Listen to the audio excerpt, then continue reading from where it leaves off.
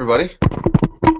It's Tuesday, September 2nd, 2014. Welcome back to the Daily Chakra channel. I'm Jeff, your trusty host, aka El Jefe.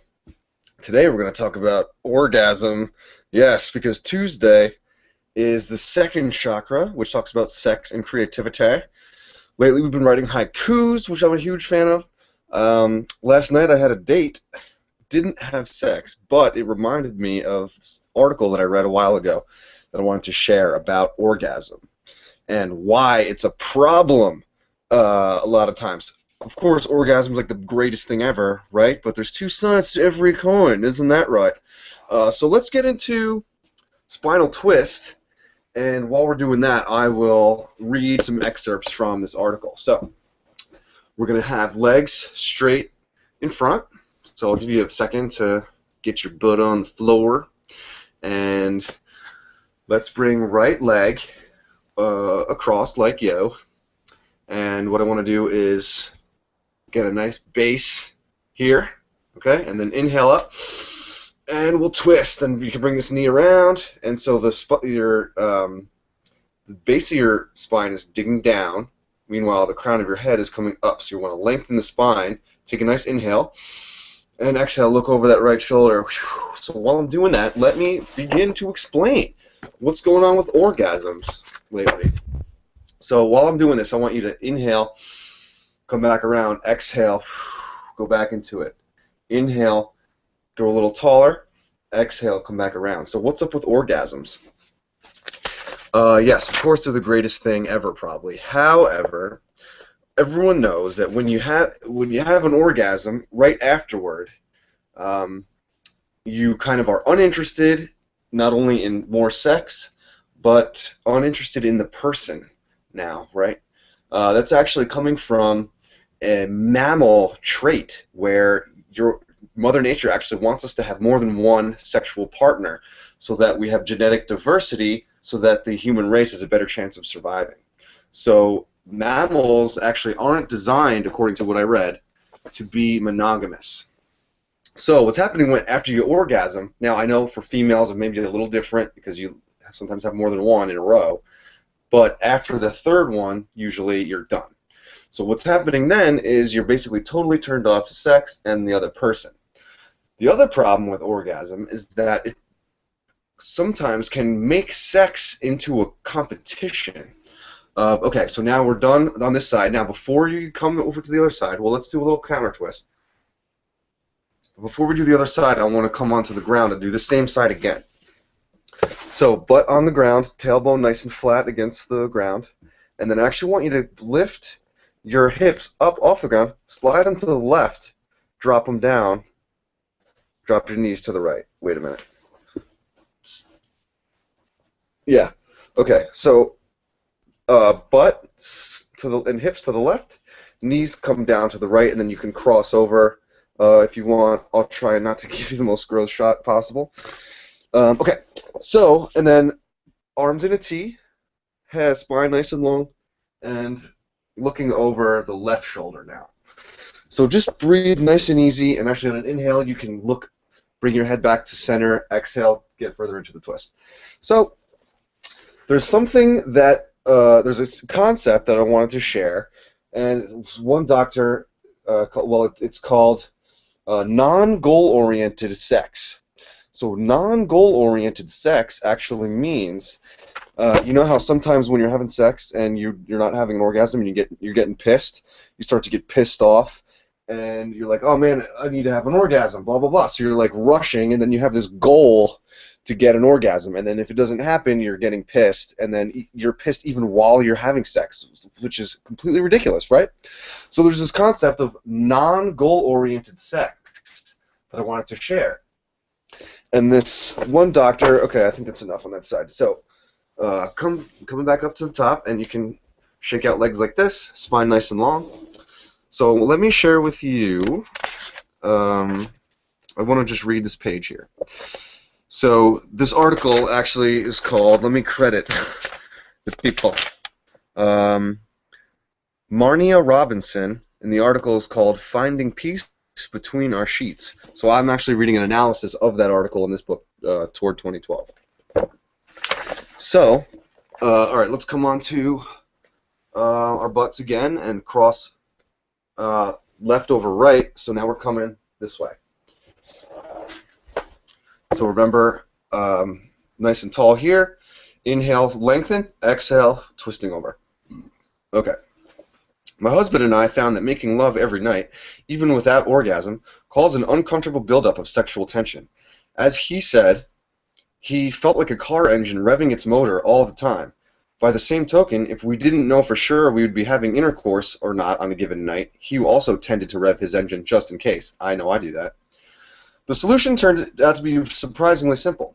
Spend a night or two between intercourse nights engaging in non-goal-oriented lovemaking, and schedule when we would have intercourse. Inhale, come back to center. Grow nice and tall. Exhale, twist back around. On no intercourse nights, we wallow in lots of eye-gazing and selfless, comforting nurturing of each other. I know it sounds stupid, but just shut up for a second. By engaging in non-goal-oriented affection, you signal your subconscious that you want to deepen your mutual bond by tapping into your attachment or bonding programming versus the orgasm and then hate the person. Such encounters have the added benefit of making intercourse itself more fulfilling and less goal-oriented, meaning you're not pissed off the whole time because you haven't jizzed yet. You can just be with each other. You don't have to perform. This makes sex a very caring yet carefree experience. Erections come and go, and you can continue for as long as you like.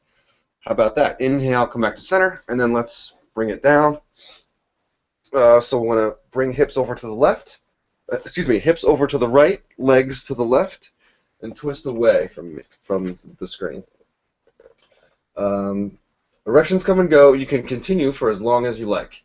As for hot and heavy, you should have listen to this. You should have orgasmic sex as often as you want to feel an alienation from your lover during the 2 weeks following. Earlier in the article, they said after you orgasm, your brain doesn't fully recover for 2 weeks.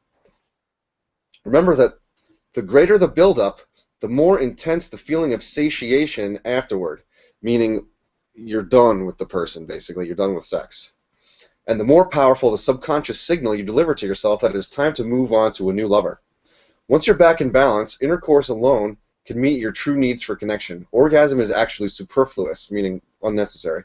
This is a key tenet of the mystery of sacred sexuality, one that Mother Nature doesn't want you to know, because again, she wants you to bone everyone for genetic diversity.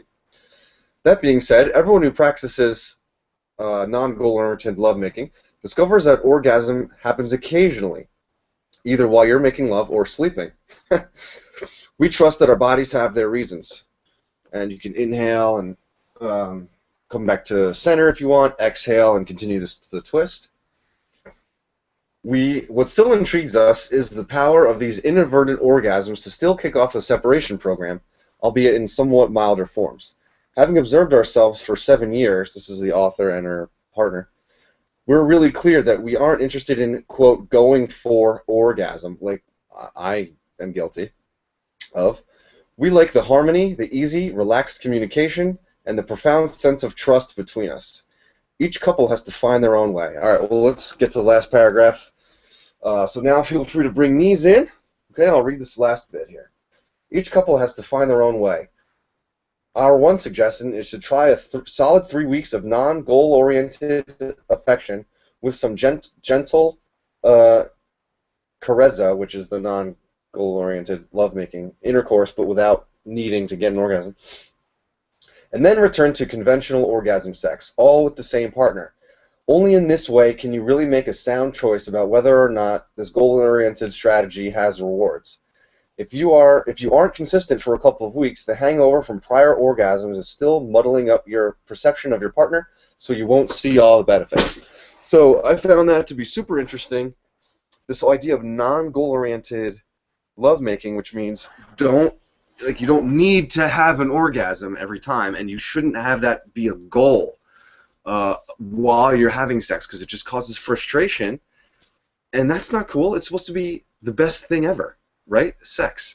So I hope you enjoyed that little point there that I read. Again, the article is called, so that way you can look it up yourself.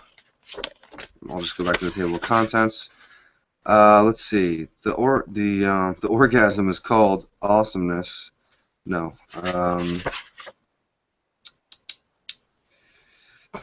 Finding Peace Between Our Sheets. Marnia Robinson. And this book, again, is called Toward 2012, and there's a bunch of other interesting stuff in here, too. And it's not just all, like, New Age garbage. It's, okay, as I just proved, that sex thing makes a good point. Okay, so time for the Taish. We'll set our fivers for time. See what I did there? I got it mixed up. Okay, so let's come to a nice comfortable seat. I'm going to get my little cush under my butt. So let's bring awareness to the second chakra, which is right above your junk, basically. And we're going to say, I don't need to have an orgasm every time I have sex. Having goal-oriented sex sometimes is frustrating and ruins the whole sexual experience. I mean, I've kind of always felt that, but it was, once I read that article, it kind of totally just explained it to me. So next time I make love, it doesn't have to be a contest. I deserve all the pleasure in the world, and I'm going to get it. That's what you should say, not just me. All right, take 5 there, guys.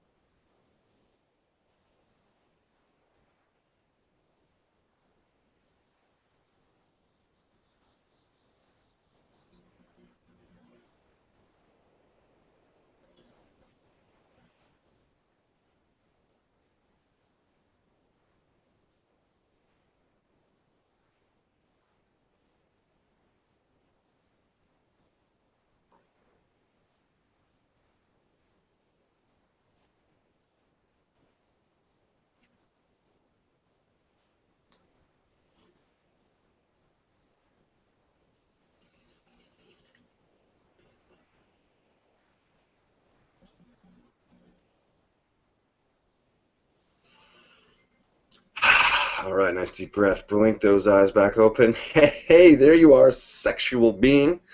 Just remember, next time you have sex, don't make it be about a contest with yourself or your partner to see who can have an orgasm, right? That will actually end up ruining your sexy time sometimes.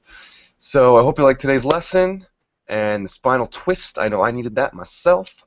So don't forget to click like if you actually did, and subscribe up to the Chan and share it with all of your fellow sexy friends for Tuesday. And that's it. Make the rest of the day awesome, and I'll see you tomorrow morning. I learned a trick for getting into Warrior 1, which I'm going to show you tomorrow. So we'll see you then for chakra number 3. Peace and preach.